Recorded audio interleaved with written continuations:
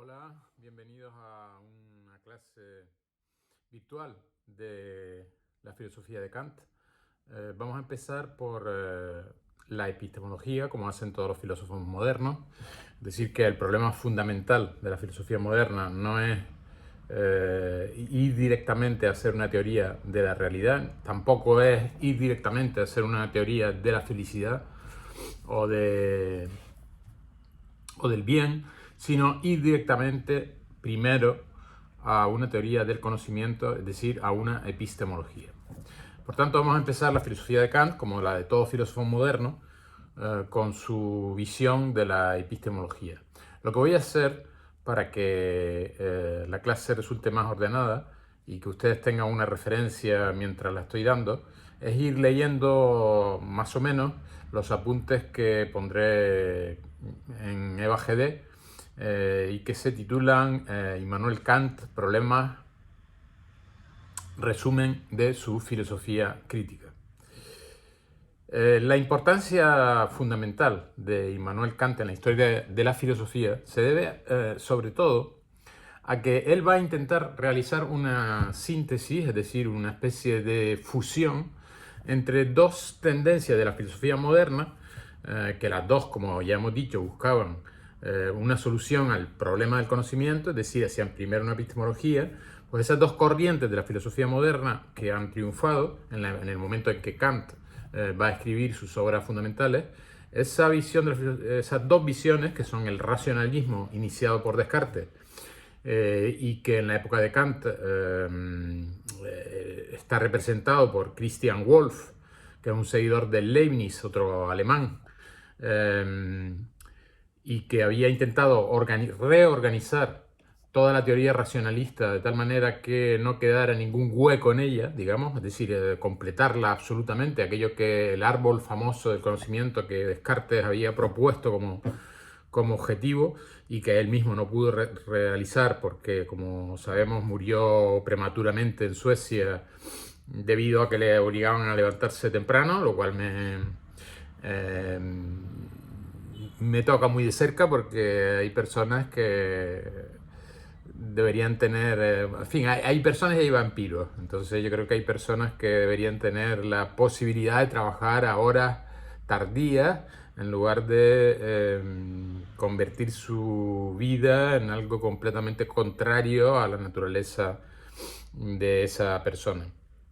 Bien, la naturaleza de la persona de Descartes era una naturaleza aparte de enfermiza y algo débil. Parece que siempre, probablemente, no hay datos confirmados, por supuesto, pero parece que tenía problemas pulmonares, problemas de astenia, es decir, debilidad extrema. Y eso le permitió durante toda su juventud permanecer en cama hasta el mediodía.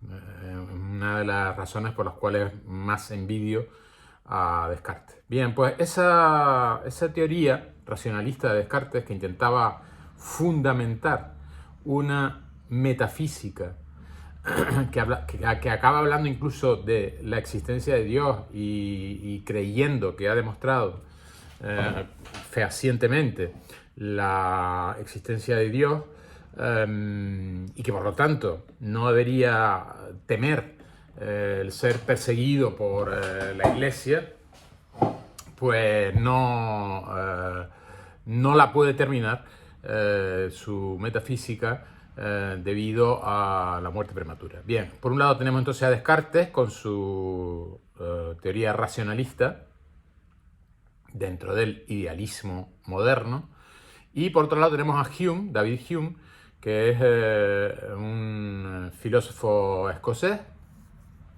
británico por tanto, y que en ese terreno, en las Islas Británicas, el idealismo moderno va a dirigirse sobre todo a un análisis psicológico de las percepciones que tenemos del mundo sensible, especialmente intentando reducir los límites del conocimiento a aquello que puede ser adquirido, aprendido a través de la experiencia, es decir, tanto la observación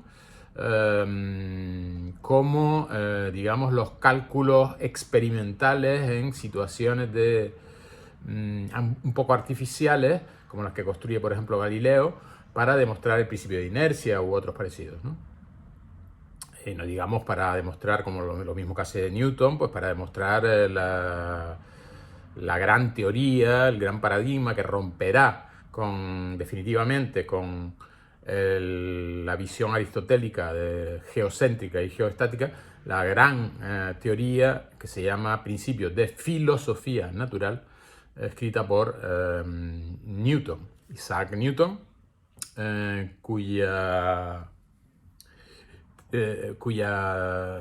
teoría sobre el movimiento de los astros en el universo y también el movimiento de los graves, es decir, de los objetos en la Tierra, eran compatibles, cosa que en la teoría aristotélica era completamente distinta. Es decir, que para la teoría aristotélica el movimiento de los astros era algo más bien divino y con un nivel de perfección extrema, tendiendo a la inmovilidad del motor inmóvil. Mientras que, por el contrario, la vida de los objetos, la vida, en fin, el ser de los objetos, perdón, del mundo sublunar, pues sería un ser siempre insatisfecho, siempre incompleto, siempre, digamos que guardaría siempre como una especie de lastre, una potencia que no llegaba a convertirse en acto, y es por eso que está en un movimiento constante, perpetuo, pero en absoluto cercano al cero de movimiento, que es, por ejemplo, el movimiento circular de los astros. En el caso del movimiento lineal que nosotros como humanos desarrollamos en la Tierra, al igual que una piedra cuando cae por una montaña, pues nosotros como humanos también nos dirigimos en línea recta si somos sensatos y sabios hacia la amistad, la bondad, y especialmente todo ello buscando el fin último de la felicidad, con lo cual implica también, lógicamente, justicia, una sociedad peculiar donde debería haber una especie de equilibrio entre las tendencias democráticas y las tendencias de aristocracia intelectual. Bien, toda esta parte de la filosofía, es decir, la parte, digamos, del objetivo final de la filosofía, en los autores británicos, que no es solamente Hume, sino que esto comienza bastante antes, en la época de Descartes, pues hay incluso anteriormente a Descartes, en la época de Descartes está Locke. Locke es un filósofo que ya plantea que el conocimiento es fundamentalmente a posteriori, y que aquellos conocimientos a priori que tenemos son conocimientos que no corresponden al mundo exterior, sino que corresponden más bien a la organización de nuestra cabeza.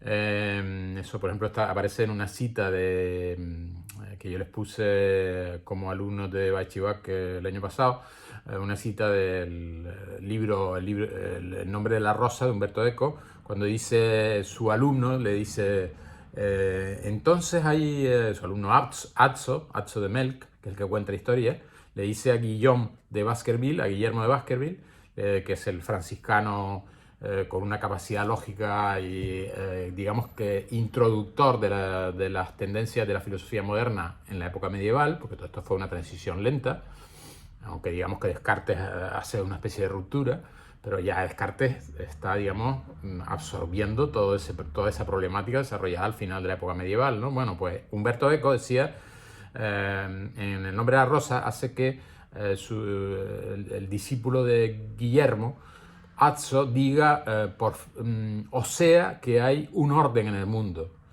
A lo que contesta Guillermo, no, o sea, que hay un poco de orden, un poco solamente de orden en mi pobre cabeza. Sí, otra cosa distinta es que ese poco de orden que está en mi propia cabeza corresponda a un orden en el mundo exterior de los objetos.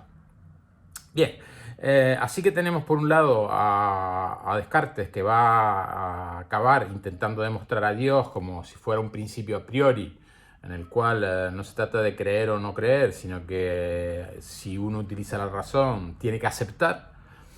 Y por otro lado tenemos a Hume, que va a acabar diciendo que Dios es una especie de monstruo de la imaginación construido con diferentes ideas relativamente simples como bondad, poder, fuerza, sapiencia, sabiduría, etcétera. Bueno, pues Hume va a decir que lo que ocurre es que nosotros tenemos experiencias de todo ese tipo de cosas, fuerza, sapiencia, etcétera, pero siempre de manera limitada en nosotros mismos, por ejemplo. Tenemos fuerza, pero no de forma ilimitada. Tenemos capacidad de conocimiento, pero es siempre muy, muy frustrante porque está constantemente acosado por la duda. Luego tiene que ir avanzando cada vez más, ¿no? Pues ese monstruo de la imaginación consistiría en que hemos unido todas esas ideas que nosotros tenemos porque recordamos las experiencias que nosotros mismos hemos adquirido cuando conocemos algo y decimos hemos ampliado nuestro conocimiento, sabemos más, o cuando hemos actuado bien, he sido bueno, qué bien me siento, etcétera. Todo este tipo de experiencias que nosotros tenemos las guardamos en nuestra memoria. Entonces lo que ocurre es que la imaginación las mezcla todas y encima las mezcla a una idea que es la idea de un aumento indefinido o un infinito que mantendría unidas todas esas características que nosotros hemos sacado de nuestra experiencia personal, pues mantendría todas esas características unidas en un ente, en una entidad, en un ser. No se puede decir una cosa porque no es perceptible. Entonces ese ser, ese ente, no cosa, al que se le llama Dios, es no fuerte, sino omnipotente, no sabio, sino omnisciente, no más o menos bueno, sino infinitamente bueno, etc. Bien, ese Dios es pues para Hume, una invención de la imaginación.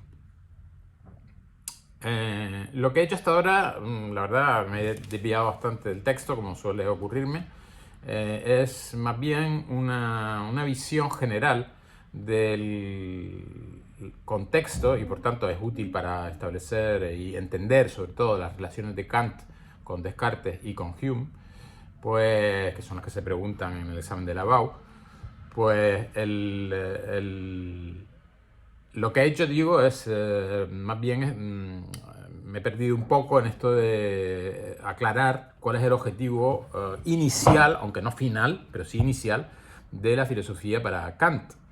Es el mismo que el que tiene Descartes y es el mismo que el que tiene Hume. Sin embargo, sus conclusiones van a conseguir una especie de síntesis superadora de esas dos corrientes, racionalismo y empirismo, que hasta entonces se consideraban enemigos irreconciliables. Es decir, que Kant va a ser una auténtica proeza, va a conseguir que, por un lado, algunas de las expectativas de Hume, por eso él dirá siempre, Hume me despertó de mi sueño dogmático. El sueño dogmático es el sueño que acepta como dogma, por ejemplo, que Dios existe, o que yo existo como un sujeto independientemente, como un alma, digamos, independientemente de mi cuerpo. Entonces, ese tipo de pensamientos son pensamientos que para Kant no son aceptables. En ese aspecto, Kant estaría cerca de Hume. Son aceptables no porque sean malvados o que vayan ni porque sean absurdos, sino no son aceptables porque no son demostrables. Al no poder ser demostrados de ninguna forma, ni a priori ni a posteriori, desde el punto de vista de Kant, todos esos conocimientos cartesianos son, por tanto, como mínimo dudosos y, en segundo lugar, muy poco probables. sin que eso signifique que uno pueda creer, ¿eh? Hume no tiene ningún problema en que uno crea en Dios. Esa no es la cuestión. Es precisamente decir que no se le puede colocar a Dios en, como decía Descartes, las raíces de un árbol de conocimiento, no, ni tampoco como guía de nuestra acción moral en el mundo, ni tampoco como espíritu de construcción social de la sociedad perfecta en la que o la más perfecta posible, la utopía que desde Platón estamos siempre buscando, ¿no? Y que seguimos buscando actualmente. De ahí, por ejemplo, pues la insatisfacción con la democracia actual, etcétera. En fin, no hace falta que creo que no hace falta que yo les diga que esto sigue siendo un problema. Bien, entonces voy a parar aquí y a continuación voy a hacer lo que dije que iba a hacer, es decir, intentar ceñirme al texto de la epistemología de Kant, en la que vamos a ver de qué manera Immanuel Kant va a lograr esa especie de síntesis superadora. Síntesis siempre es, bueno, viene de la tercera regla del método de Descartes, ¿no? Síntesis es partir de elementos pequeños e ir construyendo a partir de esos elementos pequeños, los más pequeños posibles, y estar ir construyendo con un orden racional una entidad lo más amplia posible. Pues eso es justamente lo que va a hacer Kant, es decir, va a coger los elementos más pequeños de la teoría del conocimiento de Descartes, es decir, cómo Descartes comienza a demostrar su cogito ergo sum, o Dios existe porque al tener todas las perfecciones no debería faltarle la perfección de la existencia. Cuando Kant comienza su epistemología, su teoría del conocimiento, lo que hace es precisamente revisar todos estos elementos simples cartesianos, así como los elementos simples humianos, que serían los de David Hume, se escribe así, humiano, H-U-M-I-A-N-O, humiano, de Hume. Tanto digamos, los puntos de partida cartesianos como los puntos de partida humianos son absorbidos por Kant de una forma espectacular realmente y difícilmente superable. En la actualidad hay algunos filósofos que están haciendo una crítica de la razón pura. También Nietzsche hará una crítica de la razón pura, que son muy interesantes, tanto la versión de Nietzsche, por supuesto, que es el que la inicia, como las actuales. Entre los actuales, pues hay un filósofo muy enigmático, porque aún no se ha decidido a escribir su gran obra, su obra máxima, que se llama Quentin Melassu. Quentin Melassu es un filósofo que hace sobre todo ontología y epistemología, ¿no? Es decir, en definitiva, lo que hacen los modernos, epistemología primero, y luego voy a intentar adaptar a esta epistemología una ontología que nos diga cómo es la realidad y que nos permita, por tanto, verificar si esa realidad, tal como es la que debería ser. Porque es posible que uno, naturalmente, cuando uno comienza con una epistemología, descubre un método para llegar a la verdad. Finalmente, si uno hace una ontología, quiere decir que ha conocido algo de la verdad del mundo. Pero a continuación, inmediatamente a los humanos se nos plantea el problema de si eso que es ahora el mundo es lo que debería seguir siendo el mundo. Si eso es lo único que podemos esperar del mundo. Evidentemente, esa es la tercera pregunta de Kant. ¿Qué me cabe esperar? Pues es necesario para poder esperar algo digno de que sea esperado, que nosotros no solo realicemos un uso teórico de la razón, de manera que podamos ver qué es el mundo, sino que utilicemos un uso práctico de la razón, es decir, qué debería ser el mundo, qué debo hacer, segunda pregunta kantiana, ¿vale? Y ambas, digamos, se dirigen a ese objetivo final que Kant a veces llama la raíz común de la razón teórica y de la razón práctica. La raíz común de ambas es justamente la concepción de la belleza, porque la concepción de la belleza es aquello que nos unifica a todos los humanos, nos hace sentirnos formar parte de lo mismo, mientras que, sin embargo, nuestros conocimientos o nuestras teorías éticas sobre cómo conducirnos en la vida, pueden ser muy diferentes. Se dan cuenta que aquí hay algo curioso, es decir, que así como las teorías, al menos metafísicas, las físicas y las matemáticas no tanto, están prácticamente de acuerdo casi siempre, o en todo caso hay una discusión sobre algún punto marginal. Pero en cambio en metafísica sigue habiendo discusión. Sigue habiendo discusión tanto en la parte, digamos, de Dios, es decir, la teología, como en la parte, digamos, de ser en general de las cosas, del mundo, es decir, digamos, la metafísica de la naturaleza.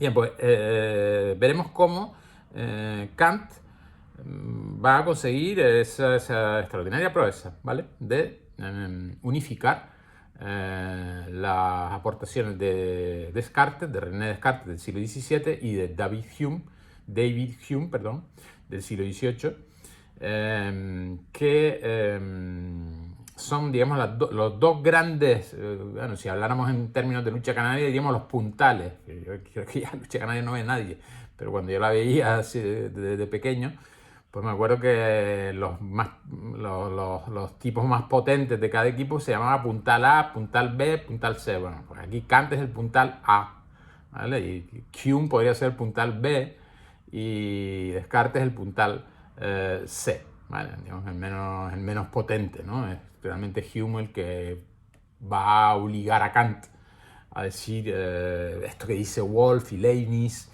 este racionalismo no funciona. Bien, paramos aquí entonces para que no sea demasiado largo, son 20 minutos esta introducción que he hecho. Espero que no sea excesivamente embarullada o compleja y que les sirva, si la ven un par de veces, para tener como una perspectiva global en la que la filosofía de Kant va a introducirse como una especie de máquina de organización de todo eso difícilmente discutible. Bueno, pues hasta pronto. Enseguida continuaré con la lectura, como había dicho antes, de la epistemología kantiana.